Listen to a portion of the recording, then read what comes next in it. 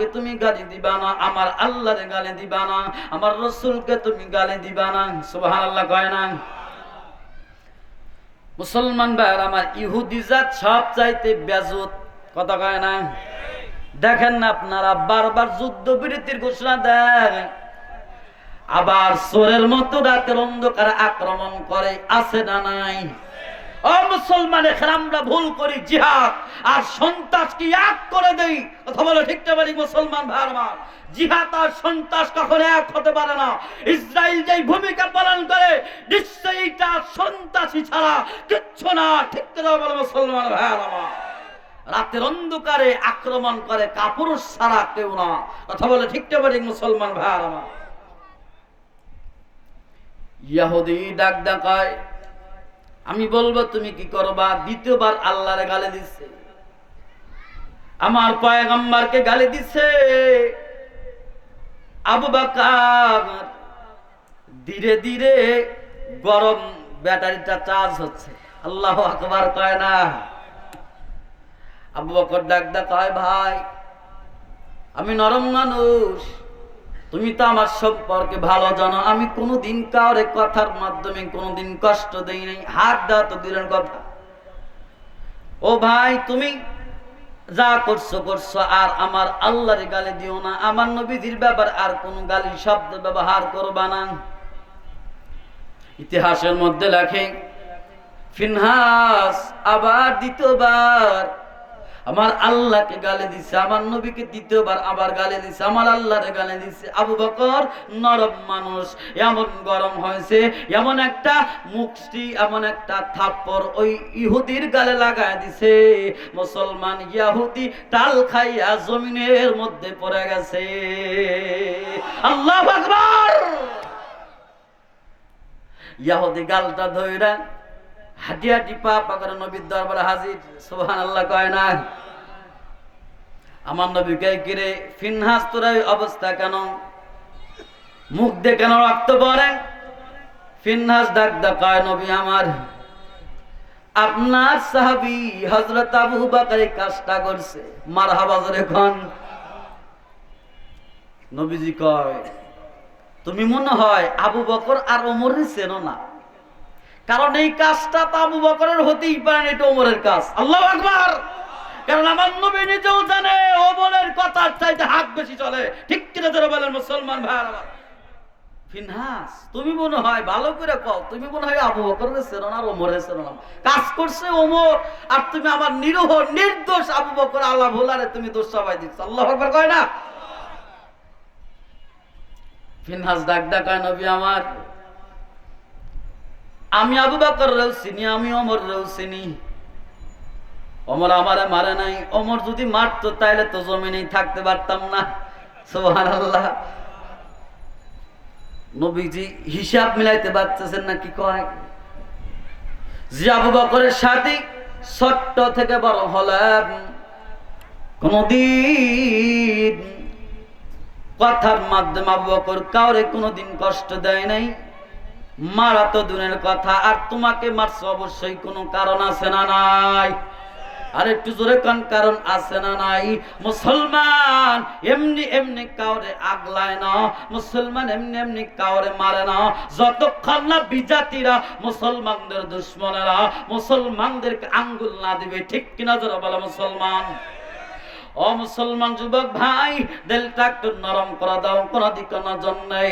আমার নবী তাকায় দেখে দূর থেকে আবু বকর এবার হাতা গোছাইতে গোছাইতে আসে। আল্লাহু আকবার! আমার নবী তাকায় দেখেন আজকের আবু বকর আর আগের আবু বকর নাই। আজকে আবু বকরের মধ্যে আর আগের আবু বকরের মধ্যে আসমান জমিন ডিফারেন্স। আমার নবী ডাক কয়, ও আবু বকর কি শুনলাম? এবার আবু বকর ডাক কয়, নবী আমার, কথা বলে আগে হুকুম দেন, আমার রাগ এখনো কমে নাই, ওরে আরেকটা দিতাম। আল্লাহু আকবার! তাই নবী কথা পরে আগে আরেকটা হুকুম দেন, আমার রাগ এখনো কমে নাই, ওটা আর দিমু, এর উপর আপনার সাথে কথা কমু। আল্লাহু আকবার বলেন। আল্লাহ নবী কয়, অবস্থা তো বেগতিক। কথা কোন ঠিক না ঠিক?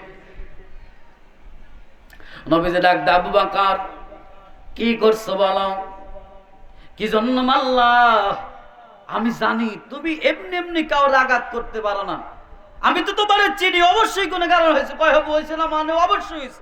কয় কি হয়েছে? কয় এই বদমাইশ, এই ইহুদি ফিনহাস কত বড় সাহস, একবার নয় দুইবার নয় তিনবার আল্লাহ আমার রাসূলকে গালি দিছে। নবী, আমি তো এইটা শপথ গ্রহণ করেছি, আমাকে যদি একবার নয় 1000 বার গালি দিত, আমার মাকে 1000 বার গালি দিত, আমার বাবাকে 1000 বার গালি দিত, আমার কেউ যদি আঘাত করত, আমি ঘুরে উঠে একটা বারের জন্য আঘাত তারি করতাম না। নবী, আমি এই জন্য রাগান্বিত হয়েছি, ও আমার নবীকে গালি দিছে, আমার রাসূলকে গালি দিছে, এই জন্য আমি রেগে গেছি। যুবক ভাই, মুসলমান, এইটা আমাদের পণ হবে। আমাদেরকে গালি দাও, কোনো সমস্যা নাই, আমার বাবাকে গালি দাও, কোনো সমস্যা নাই, আমার মাকে গালি দাও, কোনো সমস্যা নাই, আমাকে যদি উল্টা আঘাত করো, আমরা তোমাদেরকে আঘাত করতে যাব না।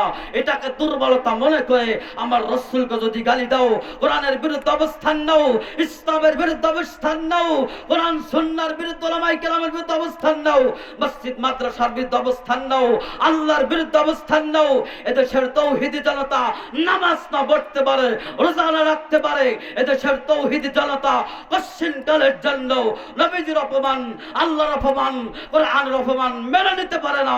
ঠিক কিনা বলো মুসলমান ভাইরা? কোনদিন মেনে নেবে না। ঠিক কিনা জলে কম? আমরাও এই পণ করে যুবক ভাই, এই পণ করো, আমার জীবন থাক আর যাক, আমার শরীরে এক বিন্দু রক্ত থাকা পর্যন্ত, আবু বকর যেমন বলেছে, আয়ান কুসুদ্দিন আনা হাই, আমার জীবনে এক বিন্দু রক্ত থাকা পর্যন্ত আমি দিনের একটা বিষয়কে অপমানিত হতে দেব না, আমি কোন ইসলামের কোন বিধানকে অপমানিত হতে দেব না। যুবক ভাই, আজকে তোমরা পণ গ্রহণ করো, আমাদের শরীরে এক বিন্দু রক্ত থাকা পর্যন্ত ইসলামের উপর আঘাত আসবে, আমরা বসে থাকবো না। দরকার হলে কাপড়ের কাপড় মাথায় বেঁধে নিজের শরীরের সব রক্তটুকু বিলিয়ে দেওয়ার জন্য ময়দানে রামে কে কে রাজি? দুহাত তুলে আমার আল্লাহরে দেখাও। লিল্লাহি তাকবীর। আর একটু জোরে লিল্লাহি তাকবীর। ওই দিন থেকে মুসলমানদের সন্তানের কপালে মার শুরু হয়েছে, যেই দিন থেকে মুসলমানদের সন্তান জিহাদের তামান্না ভুলে গেছে। আরে জোরে কান কথা ঠিক না ঠিক? যেই দিন থেকে মুসলমানদের আওলাদ, মুসলমানদের সন্তান মৃত্যুকে ভয় পাওয়া শুরু করে দিছে, ওই দিন থেকে মুসলমানদের পতন শুরু হয়েছে। মুসলমান আজ যদি যুবক ভাইরা ঘুরে দাঁড়ায়, আল্লাহর কসম করে বলি, এদেশের যুবক শক্তির কাছে কোন বাতিল রুখে দাঁড়াইতে পারবে না। ঠিক কিনা মুসলমান ভাই? কোন বাতিল দাঁড়ানোর সাহস পাবে না। এজন্য যুবক, আবার রুখে দাঁড়াও, আবার রুখে দাঁড়াও। এদেশের মুসলিমের প্রত্যেকটা ঘরে ঘরে মুসলিমের প্রত্যেকটা সন্তান হবে মুজাহিদ। ঠিক কি বলো? এদেশের মুসলমানদের প্রত্যেকটা সন্তান হবে ইসলামের আতন্ত প্রহরী। এদেশের মুসলমানরা জুমাই খুতবা দিবে, আবার জিহাদের ময়দানে অস্ত্রও চালাবে। ঠিক কি বলো মুসলমান ভাই? জিহাদের ওই ময়দানে যেতে তোমাকে হবে, প্রয়োজনে সব রক্তগুলো জমিনেই ঢেলে দিবে। ঠিক কিনা? জিহাদের ওই ময়দানেতে যেতে তোমাকে হবে, প্রয়োজনে সব রক্তগুলো জমিনেই ঢেলে দিবে। তবুও তোমায় লড়তেই হবে, মানবে না পরাজয়, তবুও তোমায় লড়তেই হবে, মানবে না পরাজয়। বিপ্লব মানে জীবন দেওয়া, বসে থাকা নয়। জোরে জোরে আমার সাথে বলেন, বিপ্লব মানে জীবন দেওয়া, বসে থাকা নয়। সে কোনো দিন আসবে না রে, করো যদি ভয়। বিপ্লব মানে, এই সকালে জবান খুলে গান, বিপ্লব মানে জীবন দেওয়া,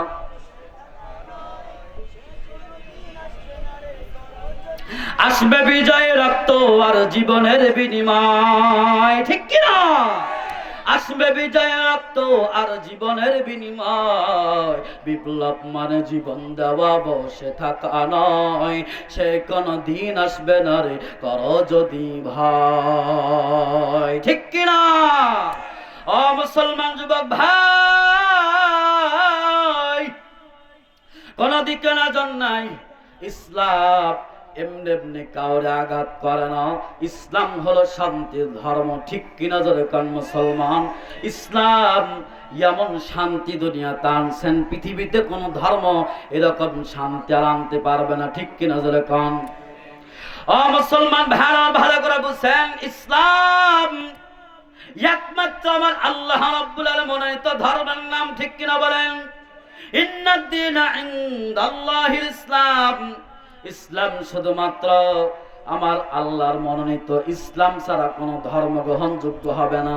আমার আল্লাহ নাতের মধ্যে বলেন, ওয়া মান ইয়াবতাগি গায়রাল ইসলামি দীনান ফালান ইউকাবালা মিন ওয়া হুয়া ফিল আখিরাতি মিনাল খাসিরিন।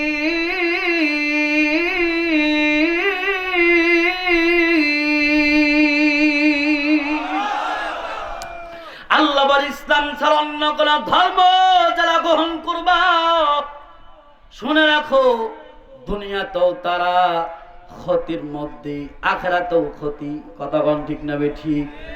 মুসলমান ভাই আমার, ইসলাম ছাড়া অন্য কোন তন্ত্রমন্ত্র আমাদের মাঝে চলবে না। মুসলমান অনেকে তো বলে ইসলাম আমাদের উপর বৈষম্য করেছে। কয়েকদিন আগে দেখেছেন নারীবাদী কয়েকজন, নারীবাদী কয়েক সংখ্যক তথাকথিত নারীবাদী, ইয়ারা বলল ইসলাম নারীদেরকে ঠকাইছে। নাউজুবিল্লাহ জোরে কয় না? বলেন তো, ইসলাম কি নারীদেরকে ঠকাইছেনি? ও মুসলমান, ইতিহাস জানা, বরং ইসলাম নারীদেরকে আরো, ও মুসলমান, ইসলাম নারীদেরকে ন্যায্য অধিকার দিয়েছে। আল্লাহ রাব্বুল আলামিন কোরআনে কারিমের মধ্যে বলেন, ইযা বুশশিরা আহাদুহুম বিল উনসা যাল্লা ওয়াজহুহু মুসওয়াদ্দান ওয়া হুয়া মিনাল মুসওয়াদ্দান। মুসলমান ভাই ভালো করে বুঝেন, আল্লাহ কয় ওয়াইদা বুশশিরা আহাদুহুম বিল উনসা, যখন আরবের মানুষগুলোকে জাহিলিয়াতের যুগে নারীদের সুসংবাদ দেওয়া হতো, কন্যা সন্তানের সুসংবাদ দেওয়া হতো, ওয়াইদা বুশশিরা আহাদুহুম বিল উনসা যাল্লা ওয়াজহুহু মুসওয়াদ্দান ওয়া হুয়া কাযীব। তাদের চেহারাটা কালো কুৎসিত হয়ে যেত। তারা কন্যা সন্তান জন্মগ্রহণ করাকে নিজেদের অপমানের কারণ মনে করত। কথা কোন ঠিক না ঠিক? নিজেদের অপমান লাঞ্ছনার কারণ মনে করত। কিন্তু আমার পয়গম্বর যখন আসলেন, আল্লাহ কোরআন পাঠান, ইসলাম নাজিল করলেন, আমার নবী কয়, ও মুসলমান, নারী আর অবহেলিত নয়, নারীদের সম্মান মর্যাদা আল্লাহর নবী বাড়ায় দিলেন। কোন যুবক যদি বিবাহ করার পর আল্লাহ যদি তাওরে দুইটা কন্যা সন্তান দেয়, এই দুইটা কন্যা সন্তানকে যদি সঠিক দিনের শিক্ষা দেয়, সঠিকভাবে লালন পালন করে, এরপরে যোগ্য পাত্রর হাতে তুলে দেয়, আমার রাসূল বলে আল্লাহ দুইটা মেয়ের বদলতে তারে দুইটা জান্নাতের মালিক বানায় দিবে। সুবহানাল্লাহ জোরে বলেন। ও মুসলমান যুবক ভাইরা, ভালো করে বুঝে নাও, শুধু তাই নাই, আরবের যুগে গোলামের কোনো দাম ছিল না।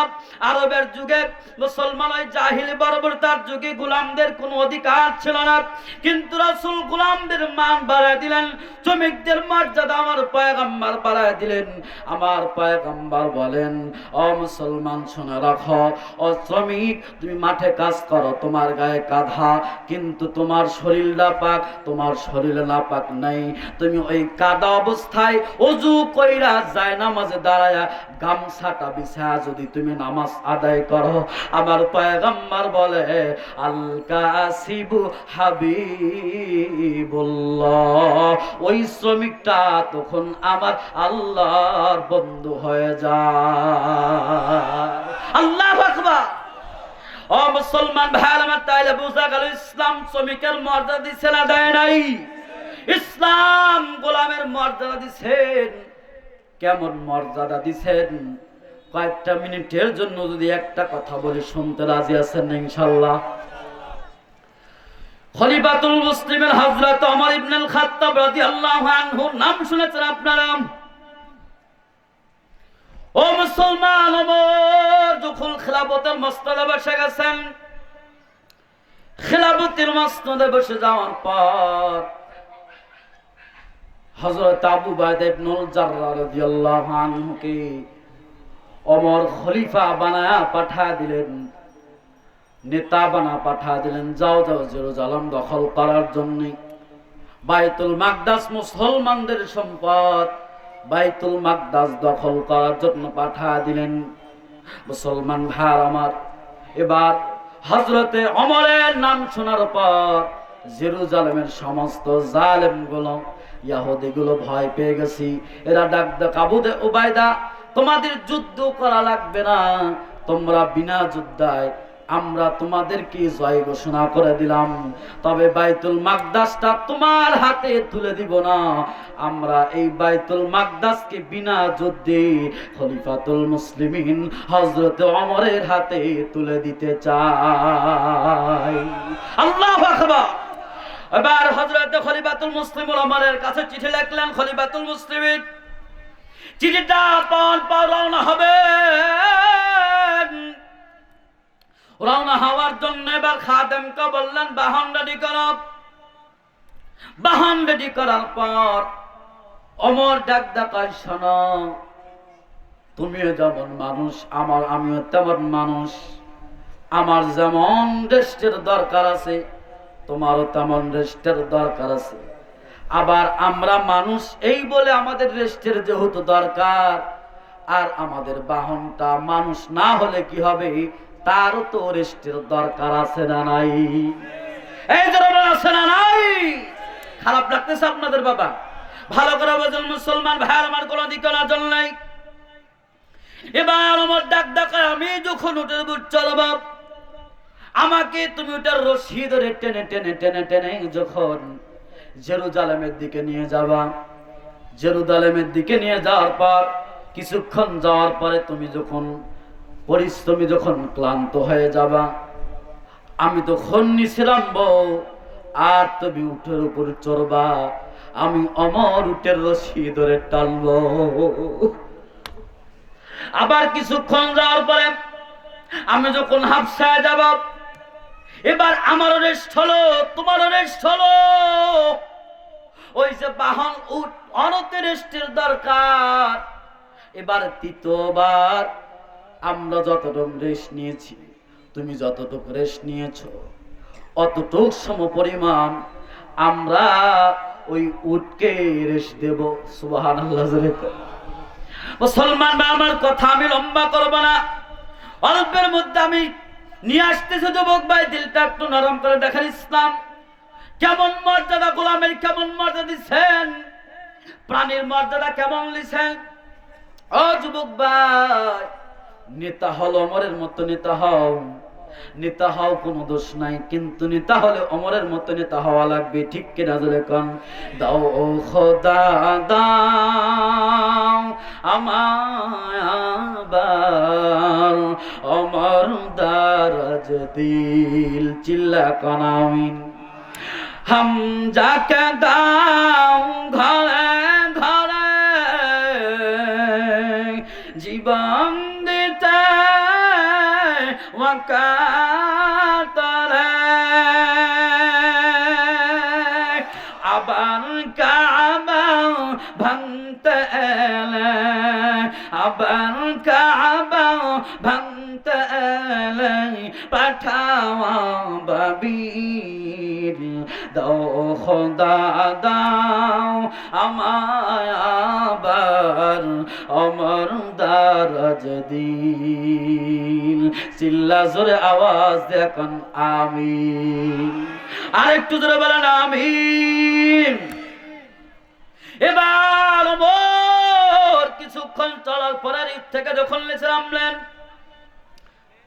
ওমর এবার ডাক ডাকায়, খাদেম তুমি এবার উটের উপর চড়ে বসো, আমি এবার উটের রশি ধরে ধরে টান।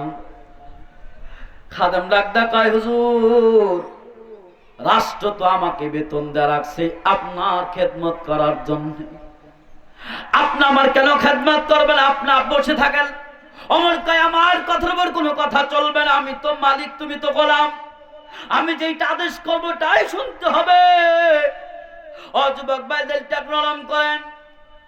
নিরুপায় হয়ে গোলাম উটের উপর যখন বসলেন, উটের উপর বসার পর অর্ধজাহানের খলিফা রানিং প্রেসিডেন্ট ওমর নিজের হাতে রশি তাই না জেরুজালেমের দিকে গোলামদের উপরে বসায় দিছে।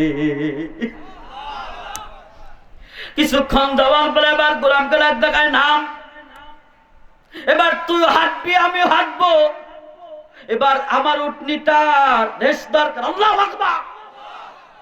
এমন নেতা কোথায় পাবেন ভাই? ও যুবক ভাই, এবার পালাক্রমে একজন উপরে ওঠে, একজন নিচে নামে, আবার উটনারে রেশ দেয়। চলতে চলতে জেরুজালেমের গেট যখন পেয়েছেন, এবার উটের উপর চড়ার পালা হলো গোলামের, আর উটের রশি টানার পালা হলো হযরত খলিফাতুল মুসলিম ওমরের। খাদেম ডাক দেখায়, হুজুর আপনার পায়ে পড়ি, আমার হকটা আপনাকে দিয়া দিলাম। হুজুর যেহেতু জেরুজালেমে চলে আসছে, সব মানুষগুলো দ্বারা আছে ফুলের তোড়ানে অভ্যর্থনা দেওয়ার জন্য, আর আপনি খলিফা যদি উটের রশি টানেন আর আমি গোলাম হয়ে যদি উপরে উঠে থাকি, তাইলে কেমন হলো? আপনার অপমান হবে। ওমর ডাক দেখায়, না না, আমি দুনিয়াতে সামান্য অপমান হতে রাজি, কিন্তু কিয়ামতের ময়দানে আমার আল্লাহর সামনে আসামির কাঠগড়ায় আমি ওমর এক সেকেন্ডের জন্য দাঁড়াইতে রাজি নাই। ও যুবক ভাই, ওমর রশিটা টানতে টানতে জেরুজালেমের গেটের মধ্যে যখন প্রবেশ করেছে, কিছুক্ষণ যাওয়ার পরে আকাশ থেকে মুষলধারে বৃষ্টি শুরু হয়ে গেল। বৃষ্টির কারণে কাদা হয়ে গেছে মরুভূমির ময়দান। ওমর জুতা পায়ে দিয়ে কাদার মধ্যে হাঁটতেছেন, হাঁটতে হাঁটতে ওমরের পায়ের জুতাটা ছিঁড়ে গেছে। খলিফাতুল মুসলিমের হযরত ওমর এক হাতের মধ্যে ছেঁড়া জুতা, আর একটা হাতের মধ্যে উটের রশি ধইরা ওমর টানতে টানতে জেরুজালেমের ভিতরে প্রবেশ করতেছে। আর একটু জোরে বলা যাবে আল্লাহু আকবার। অর্ধজাহানের খলিফা ওমর এক হাতের মধ্যে ছেঁড়া জুতা, আর একটা হাতের মধ্যে উটের রশি, আর গোলাম উটের উপর বসে আছে। আবু বাইদা জাররা এই দৃশ্যটা দেখার পর দৌড়া চলে আসছে, ডাক দেখায়, খলিফাতুল মুসলিম এটা কেমন কথা?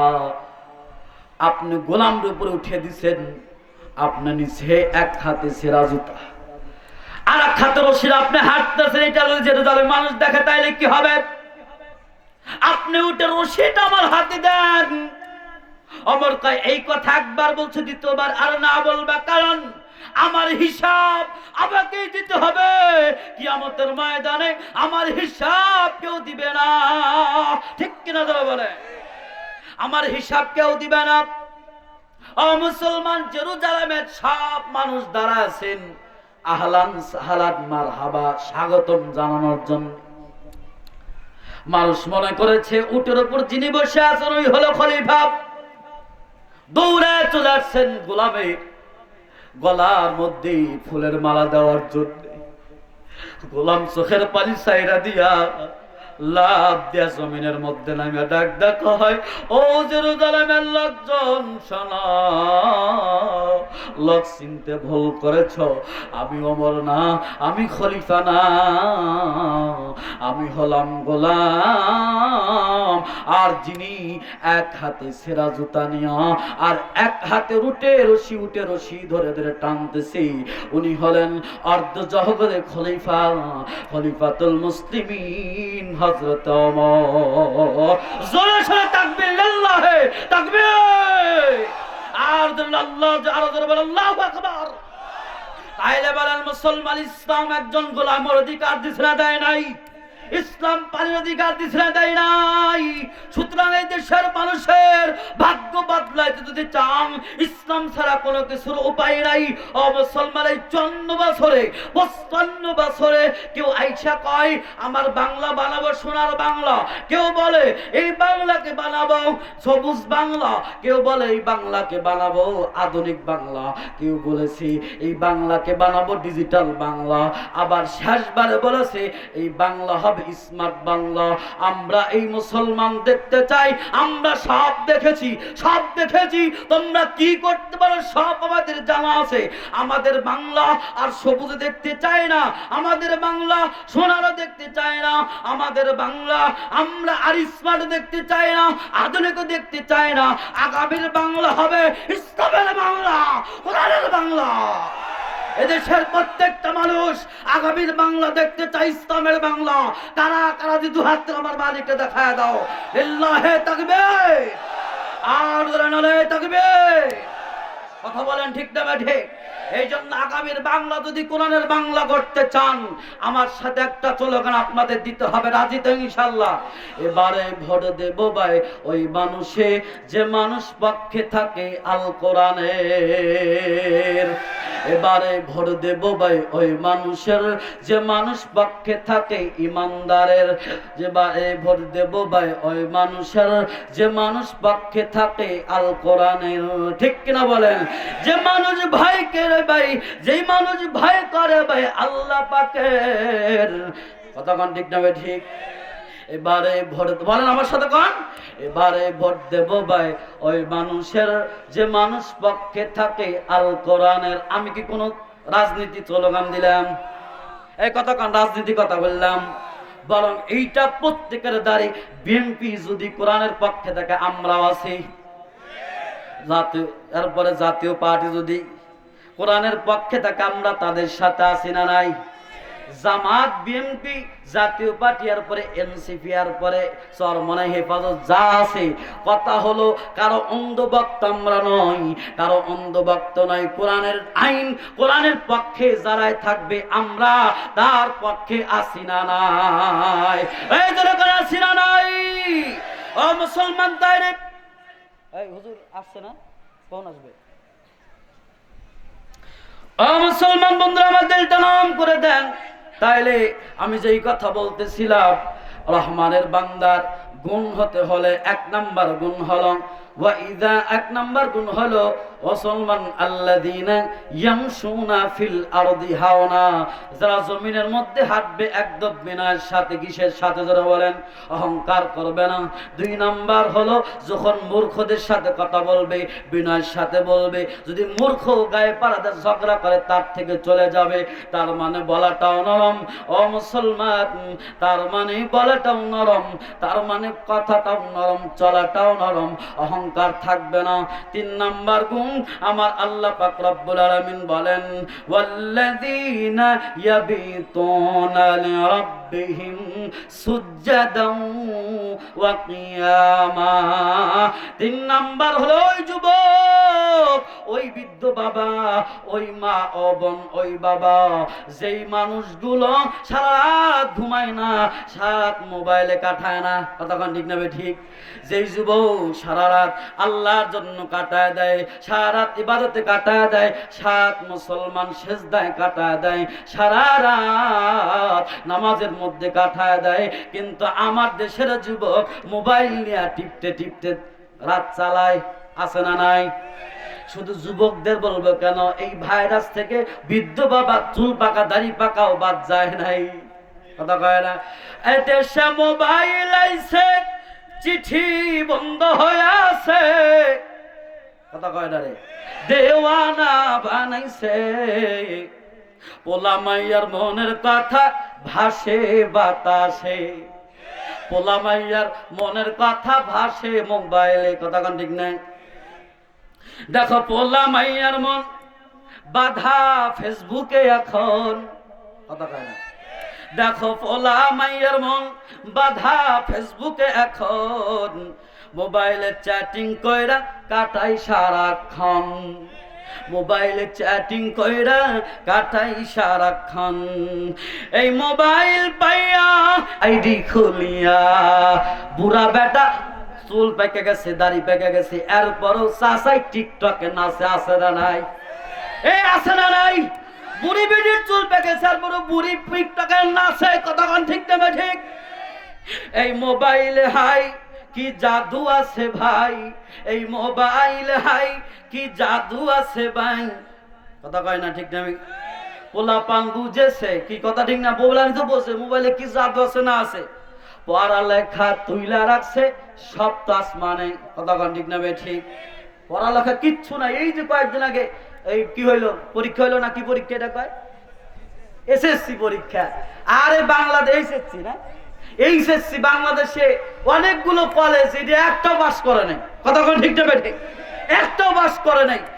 কারণ এক জায়গায় দুদিন আগে ভিডিও দেখছি, এক স্যার বলতেছে আমি তোদের শিক্ষক, 5 জন ছাড়া 78 জনের মধ্যে একজনও চেনে না আমারে, 5 জন ছাড়া কেউ চেনে না, আমি কোন সাবজেক্ট পড়ে এটাও জানে না।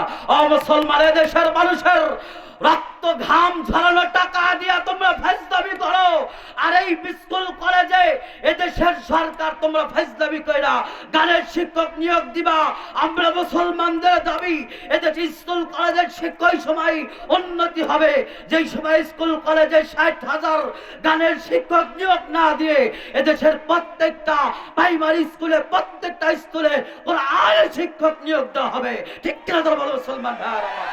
এই দাবিতে কারা কারা একমাত্র হাত আল্লাহরে দেখায় দাও, লিল্লাহে তাকবীর, আর জোরে বলেন নারায়ে তাকবীর। মুসলমান ভাই, তাইলে কি বুঝলাম? সারা রাত যুবক ভাই মোবাইলে কাটায় না ফেসবুকে কাটায়? এরপর আল্লাহ বলেন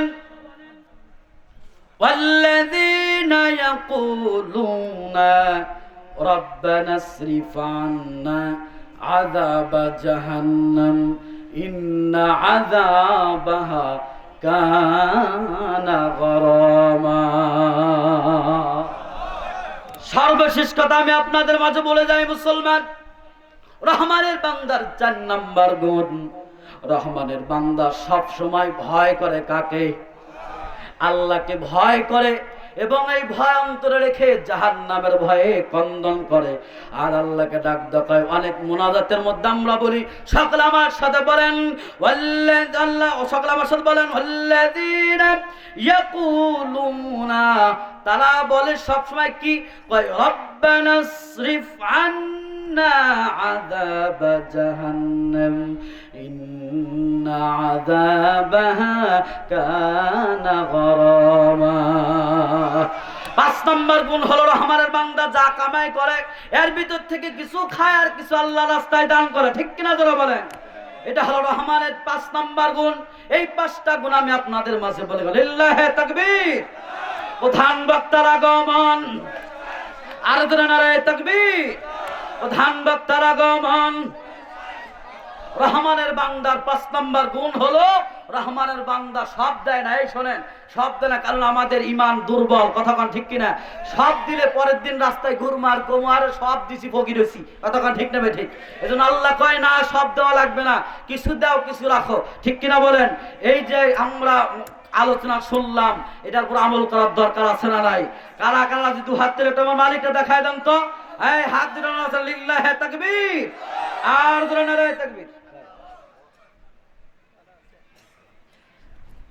এখন একটা পরীক্ষা, বাইরে বসে কোনো কথা, হাত তোলেন, 2 হাত তোলেন। আল্লাহ আমাদের যে তৌফিক দিছেন, এর থেকে কিছু রহমানের বান্দা হওয়ার জন্য আমরা এটার উপর আমল করব। বাম হাত টানামান, ডান হাত উঁচু করেন, টান টান উঁচু করেন, টান টান টান টান টান টান উঁচু করেন, জোরে, হ্যাঁ জোরে, একবার জোরে বলেন বিসমিল্লাহ, আর একটু জোরে বলেন বিসমিল্লাহির রহমানির রহিম। এবার পকেটটা নিজের পকেটে দেন, অন্য পকেটে দিয়ে মার খান না, দেখেন